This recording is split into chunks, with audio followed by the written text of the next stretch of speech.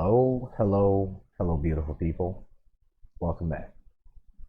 Now that the bad news has been delivered, here's the good. It is best to introduce the bad news, especially relating to things of these natures, where there are many preconceived notions mixed with flavors. The video on YouTube was done relating to the first part of this video, titled Court 101 Second Amendment and Constitutional Challenge. See, summarily speaking, in this first video, it was introduced that the right to bear arms has very specific requirements, and the language of the Second Amendment has loops within it. These loops were adamantly entertained in the first part, which is this video right here. Because if these are not known as priority to the enforcement of rights to bear arms, it will be used against you. So in pushing something that, hey, you have the right to do this, it's more so important for you to know the caveats involved. Within this same first video, there were two sides that were read and entertained. The first side was that the Second Amendment is applicable to private man, and the second side is that the Second Amendment is applicable to just the state or federal agencies. But those two sides were briefly mentioned and read. The three main things that were focused on was the fact that a well-regulated militia is not limited to the Navy, Army, or anything like that. Your trust being a body politic, aka state, such as a group of people coming together, even if it's just two people, that's a body politic, aka trust. That qualifies for this term free state, that's mentioned in the Second Amendment. This is the reason why you need a firearm trust. So you don't necessarily have to be a state agency or some type of department of the government for you to qualify for it as a private man. That was the first thing that was mentioned. Second thing that was mentioned is that the Second Amendment applies to specific types of firearms. The third thing that was mentioned as a caveat in this video was that Second Amendment can also be evoked under state legislature. But given the varying degrees of things mentioned in this video, it's very easy to be misconstrued. But it's just as a rejuvenation of the memory, the core of this video, let's play it. And that gave rise to this thing called the United States Constitution. And within that, in order to preserve their interests, they created the Second Amendment, which applies to the states, the people of the state. So, are you the people of state of so-and-so? Are you coming in as that capacity in order to make this claim?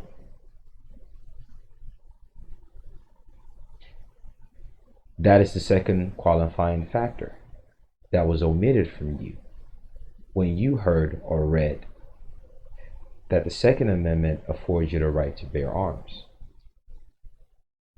Are you part of a well-regulated militia? And are you doing it on behalf of the whatever state, as the people of so-and-so state? If not, that's all right. You still have the right to bear and keep armed. But then, since all rights are specific, you will have to look at the specificity of the language of the laws of that specific state, because each state has verbiage that says certain types of firearms qualify as a crime if it's possessed, while others don't. That is the third factor that's been omitted from you when someone told you that you had the right to bear arms according to the Second Amendment. They omitted to you, and by virtue of that, falsified information to you, that in order for you to sustain the right to bear arms, it has to be specific types of firearms. You have to be part of a well-regulated militia on behalf of the people of the state of so-and-so. Well-regulated militia as one of the people of the state. And if you're not coming as one of the people of the state, under posse comitatus, which was the term that's used back then for well-regulated militia, which doesn't have to necessarily be the Navy or the Coast Guard of the state of so-so or the United States. It doesn't have to be that. It can just be the everyday man and woman come together, a neighborhood watch, literally. You know the reason why the Black Panther was able to go out there and do what they could do? with impunity, and no one could do anything but to internally disorganize them, because they were organized militia. They were a regulated militia. They knew their rights. They were enforcing the Second Amendment. Not many people know that. You know that the Black Panthers have articles of organization, and they invoke the Second Amendment within it, with a specific, in other words, trust. Content of being a well-regulated militia as part of the free state. Did you know that? And even till today, there are many different firearms organizations. These people know what they're doing. They come together as a body politic. Well-regulated militia, the state does not necessarily have to be the so-and-so state. It could be any given body politic. If you are well-regulated and organized, and you really know the substance behind why these things written on pen and paper preserve those substances that you call your inherent rights. Those are the core of that video. And then the rest of that video went over case laws that restricted certain types of firearms specific to the Second Amendment, and some type of ordinance relating to such, and how it was held unconstitutional, and the importance of doing a constitutional challenge to invoke anything serious on a constitutional level. Otherwise, it's just ignored as though you're just talking some crap. So now that that video was mentioned during with those three caveats, again, I will repeat them. The first is that a well-regulated militia is specific to the state of so-and-so and its agencies. But if you are not that, then it's fine. The first caveat is that the state that is mentioned in the Second Amendment is not restricted to the agencies of the state or federal level. And well-regulated militia can be you coming together with some people and then preserving your Second Amendment through it, aka a trust. The second caveat was that the Second Amendment applies specific to very types of firearms. Meaning military grade firearms, you can keep that in your private property, but when it comes to, just taking it around and things like that, that is one of the restrictions on the Second Amendment, because you're in a civilian world. That's how they perceive it. So things like handguns, fine, cool, not a problem. Take that anywhere you want. Unless, of course, there's some type of posted notice where it says no firearms allowed, etc., etc. And the third caveat is that Second Amendment can be evoked under state jurisdiction, which is where people look at the FOID card and things like reciprocity in different states. Now that we mentioned those three caveats, now let's go into the reasoning behind why Second Amendment actually applies to, quote, private people, private citizens, the everyday man. Because when they want to separate you from them, they would refer to you as private citizen, literally, on pen and paper in legalese. Now let's read a case law that says, yes, Second Amendment directly applies to private citizens. And it explains the logic behind its applicability to private citizens. The videos are done in a manner whereby I caution you first and tell you, look, be careful with these things. And in some cases, it might be a bit of a discouraging thing to some people. In other cases, not so much. But I do that specifically on purpose because I don't want to attract the wrong crowd of people. And that one will stay on YouTube. But this one will be on Patreon. So let's get into it, shall we? District of Columbia versus Helen, 554-570, 2008.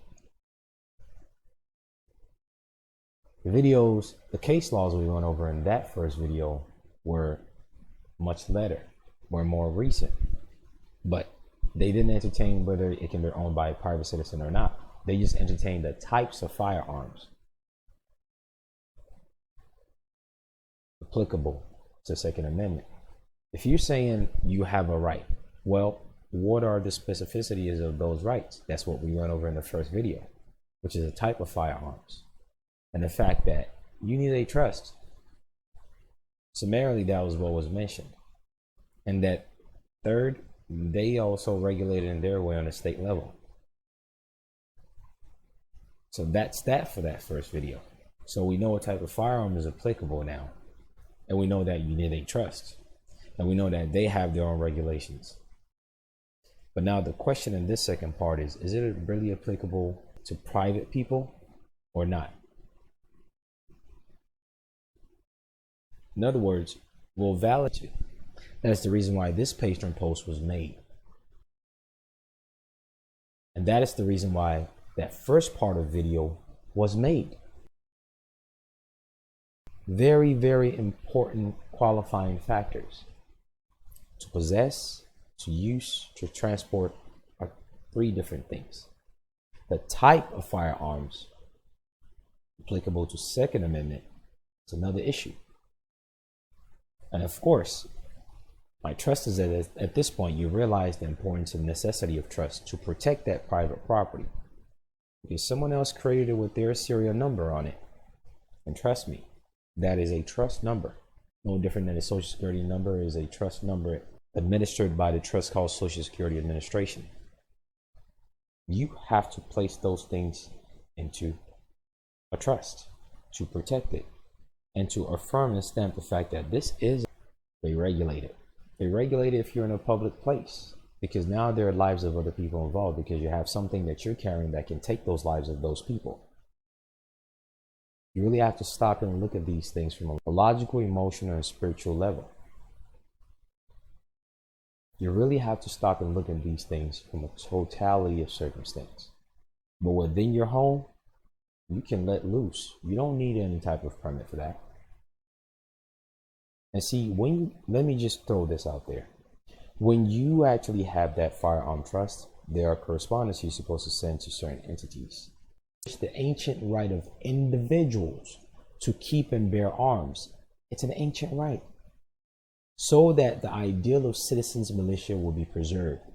The citizens' militia is a trust among the everyday man who came together for a purpose. Those National Rifle Association, that's exactly what they're doing. Nothing is stopping you from having yours. The court's interpretation is confirmed by analogous arm-bearing right in the state constitution that preceded and immediately followed the Second Amendment. Listen to this. The Second Amendment's draft in history, meaning historically, the intent of why those languages, quote, militia, a well-regulated militia, the quote, state was written. What was the purpose? Here it is. The Second Amendment's draft in history, while on dubious interpretive worth, revealed three state Second Amendment proposals that unequivocally refer to an individual right to bear arms, even though there was some scrutiny with it. Historically, the Second Amendment goes back to each state's intent for the Second Amendment, because remember, the United States is just each state coming together. And when they were drafting that Second Amendment, even though some people probably said yes or no, each state, for the most part, unequivocally, meaning without a doubt, without ifs, and, or but, at the end of the day, refer to an individual right to bear arms. So that term, well-regulated militia within the Second Amendment, it's not just restricted to some formal body politic. You can create yours as one of the people. Listen to this. They made reference to a case law, United States versus Miller. Not limit the right to keep and bear arms to militia purpose, but rather limits the type of weapon to which the right applies to those used by the militia, those in common use for lawful purpose. Then Miller, legal means the operation of law. Law is basically the things written as a foundation of the Constitution. When people say, well, what's legal is not always lawful. Look, legal is just operation of law. And this case law is telling you that the legal stuff, aka the operative, the complete 38-minute video is on the Patreon page. Take care. Best of luck.